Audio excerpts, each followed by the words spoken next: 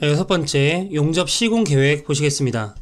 용접 시공의 흐름입니다. 재료를 가지고 절단을 해준 뒤에 굽힘 가공을 한 후 기계적 성질을 개선하기 위해 개선 가공을 해줍니다. 조립을 시켜주고 나서 용접 전에 가용접을 해주게 됩니다. 잔류 응력을 제거하고 변형을 예방하고자 예열을 해줍니다. 용접을 하고 나서 교정 작업을 통한 후 잔류 응력을 제거해주기 위해서 후 열처리 작업을 실시를 합니다. 그러면 합격, 불합격 검사를 통해서 제품이 나오게 됩니다. 이러한 흐름으로 용접 시공이 이루어지게 됩니다. 용접 구조 설계 순서로는 기본 계획, 그리고 강도를 계산하고 구조를 설계합니다. 도면을 작성한 후에 재료가 얼마나 필요할지를 적산하고 그에 따라서 사양서를 작성하는 순으로 용접 구조가 설계됩니다. 그럼 용접 구조 설계상 주의사항으로는 우선 용접 이음에 집중, 교차, 접근 등을 피해야 되고요. 노치 인성, 용접성이 우수한 재료를 선택해서 시공하기 쉽게 설계해야 합니다. 자, 여기서 노치 인성이라고 하는 것은 균열에 대한 저항력이 되겠습니다. 균열이 존재할 때에도 얼마나 잘 버티는지를 나타내는 성질을 얘기하는데요. 이렇게 균열에 대해서 잘 버티는 성질인 노치인성이 우수하여야만 균열이 생기지 않겠죠. 또한 리벳과 용접 접합을 병용할 때는 충분히 유의해야 합니다. 후판 용접 시 용입의 깊은 용접법을 이용해서 층수를 줄이도록 해야 됩니다. 그리고 용접 치수는 강도상 필요한 치수 이상으로 크게 하지 않아야 합니다. 두 번째, 용접 준비 단계에서 필요한 사항 보시겠습니다. 우선 제작도면을 잘 이해하고 작업 내용을 충분히 검토해야겠죠. 그리고 용착금속의 강도가 사용 목적을 충족시켜야 되고 용접 전류라든지 순서, 조건 등 이런 내용들이 쭉 나와 있습니다. 이 용접 준비 단계에서는 이제 홈의 종류가 굉장히 좀 중요한데요. 자, 참고 부분, 사이드 부분 가보시면 여기 홈의 특징 나와 있습니다. 우선 I형 홈인데요. 우선 이 I형 홈은 판 두께가 6mm 이하의 경우 사용되고요.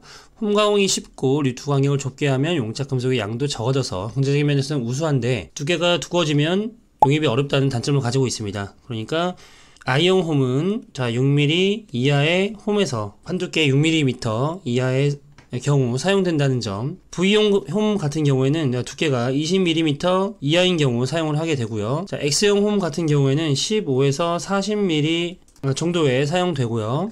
J형 홈은 다 40mm가 넘어가는 경우 두꺼운 판에 사용이 됩니다. U형 홈이라고 하는 것은 두꺼운 판에 양면 용접을 할 수 없는 경우에 사용되는 가공 방법인데요. 한쪽 용접에 의해서 충분한 용입을 얻으려고 할 때 사용하는 방법이 되겠습니다. H형 홈이라고 하는 것은 X형 홈과 같이 양면 용접이 가능한 경우에 용착금속의 양과 패스 수를 줄일 목적으로 사용되는 것이 H형 홈이 되겠습니다.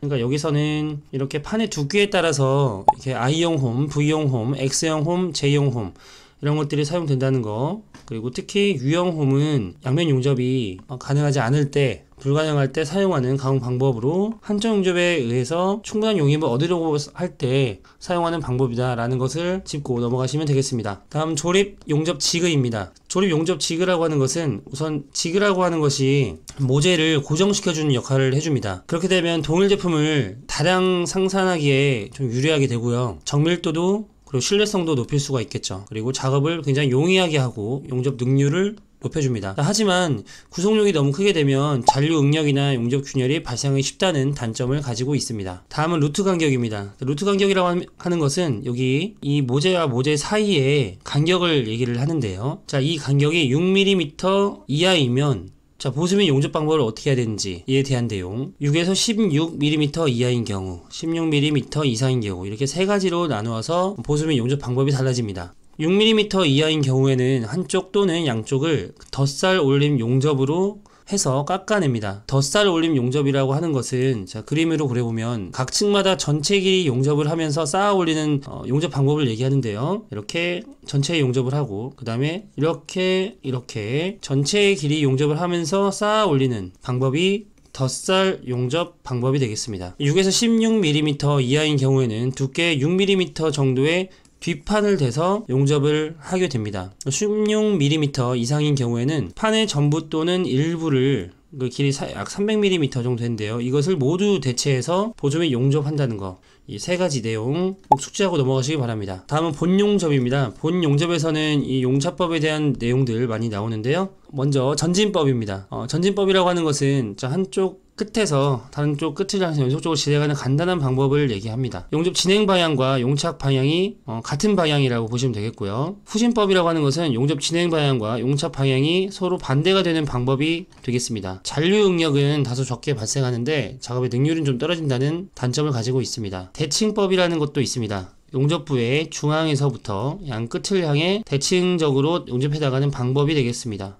스킵법이라고 하는 것도 있습니다. 일명 비석법이라고도 하고요. 이것은 용접기를 짧게 간격을 나누어서 용접하는 방식이 되겠습니다. 이것은 이음전 길이에 대해서 먼저 용접을 하고 뛰어넘어서 용접을 하는 방법이 스킵법, 즉 비석법이 되겠습니다. 덧살 올림법이라고 하는 것은 각 층마다 전체의 길을 용접합니다. 그리고 다시 전체의 길을 용접하면서 쌓아 올리는 방법이 되겠습니다. 그것이 덧살 올림법이고요. 한 부분에야 몇 층을 용접하다가 이것을 다음 부분에 층으로 연속시켜 전체가 계단 형태의 반대기를 이루도록 용착시켜 나가는 방법, 이것이 캐스케이드 방법이 되겠습니다. 그러니까 먼저 쌓고 그 다음 쌓고 그 다음 쌓고 이렇게 단계적으로 계단 형태로 만들어서 용착시켜 나가는 방법이 캐스케이드 방법이 되겠습니다. 자, 한 개의 용접범으로 살을 붙일 만한 길이로 구분을 해서 홈을 한 부분씩 여러 층으로 쌓아 올린 다음 다른 부분을 진행하는 방법이 전진 블루법이 되겠습니다. 이렇게 살을 붙일 만한 길이로 이렇게 쌓아 올리는 방식, 이런 식으로 쌓아 올리는 방식이 전진 블루법이 되겠습니다. 여기에서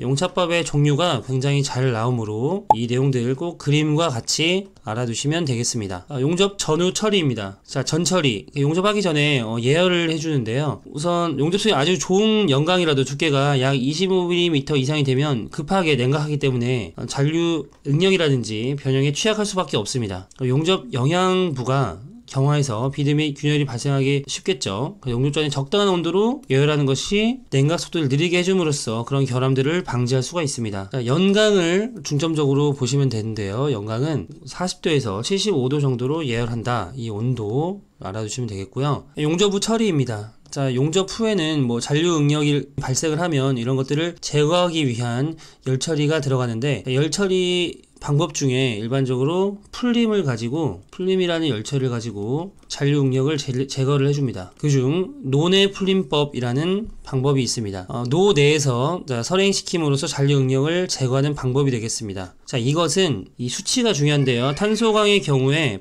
625 플러스 마이너스 25도에서 1시간 정도 풀림을 한다는 것이 중요하고요. 연강은 항복점과 세로탄성 계수가 300도에서 급격히 감소하기 때문에 논에서 출입시키는 온도는 300도를 절대 넘어서는 안 된다는 것. 300도를 넘어서게 되면 급격하게 성질이 안 좋아지기 때문에 300도를 절대 넘겨서는 안 된다는 점.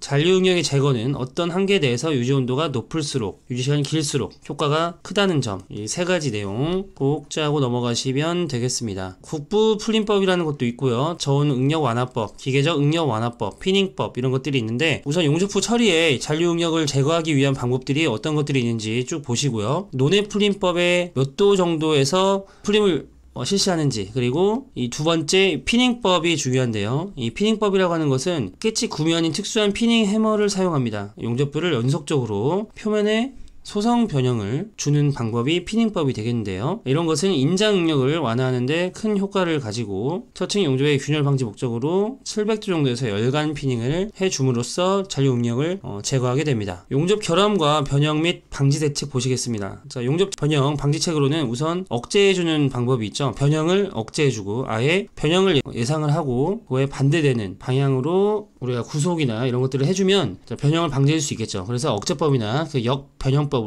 사용을 하게 됩니다. 용접 시공에 의한 경감법으로는 용접법 종류의 대칭법, 후진법, 블루법, 스킵법 등을 쓰게 되고요. 모재의 열전도를 억제하기 위해서는 도열법을 사용합니다. 용접 금속부의 변형과 잔류 응력을 경감하는 방법으로는 이렇게 피닝법을 쓴다는 거, 이렇게 하나씩 연결해서 알아두시면 되겠습니다. 변형 교정 방법에는 박판에 대한 점수 추법이라든지 피닝법 이런 것들이 쭉 있습니다. 또 읽어보시면 되겠습니다. 바로 개념 잡기 문제 풀어보도록 하겠습니다. 자, 용접법에 대해 잘못 표현한 것은 전진법이라고 하는 것은 용접 진행 방향과 용착 방향이 같게 되는 방법이죠. 자, 여기 홈을 한 부분씩 여러 층으로 쌓아 올린 다음 다른 부분으로 진행하는 방법. 자, 이것은 전진 블루법에 대한 설명이 되겠습니다. 그러므로 그래서 틀린 것은 1번이 되겠고요. 후진법은 용접 진행 방향과 용착 방향이 서로 반대가 되어 있는 방법이죠. 대칭법은 서로 대칭이 되게 할 때 사용하는 방법이 됐었고, 스킵법은 이음 전 길에 대해서 뛰어넘어서 용접하는 방법, 이렇게 짧은 용접기로 나누어 놓고 넘겨서 이 부분 하고 1번, 2번, 그리고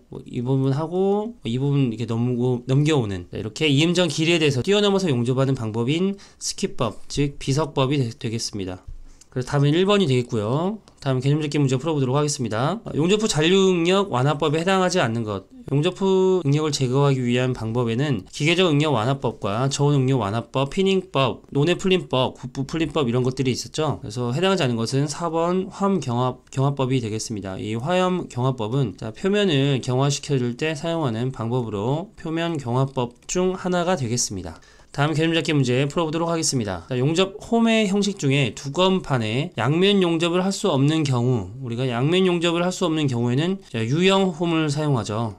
그 답은 3번이 되겠습니다. I형 홈이라고 하는 것은 두께가 6mm 이하인 경우 I형 홈을 썼었고, 두께 20mm 이하인 경우는 V형 홈을 사용했었습니다. 그리고 양면 용접이 가능한 경우에 좀 패스수를 줄이기 위해서 사용하는 경우, 양면 용접이 가능하고 패스수를 줄이기 위해서 사용하는 홈이 H형 홈이었죠. 그래서 답은 3번이 되겠습니다.